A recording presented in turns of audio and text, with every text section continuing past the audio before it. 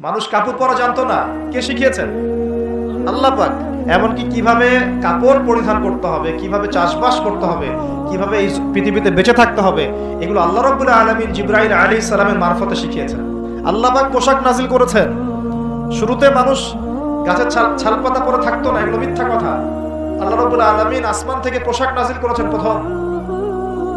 জিবরাইল আলাইহিস সালাম শিখিয়েছেন কিভাবে সুতা বুনতে হয়, কিভাবে জমি চাষ করতে হয়, কোন কোন গাছ উপকারী, কোন কোন গাছ উপকারী নয়, কোনটা আমরা খেতে পারবো, কোনটা খেতে পারবো না, কোন প্রাণী আমাদের জন্য খাওয়া ভালো হবে, কোনটা খাওয়া ঠিক হবে না, আল্লাহ পাক ওহীর মাধ্যমে জানিয়েছেন। এগুলো আমরা জানতাম না, এগুলো আমরা জানতাম।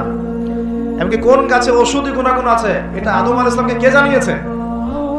আল্লাহ পাক তার ওহীর মাধ্যমে জানিয়েছেন। এই যে আমরা এখন সভ্যতা নিয়ে এত কথা বলি, সত্যি কথা হচ্ছে সভ্যতা শুরু হয়েছে নবীদের হাতে, আর সভ্যতা প্রসারিত হয়েছে নবীদের হাতে, আর সভ্যতা শেষও হবে একজন নবীর হাতে।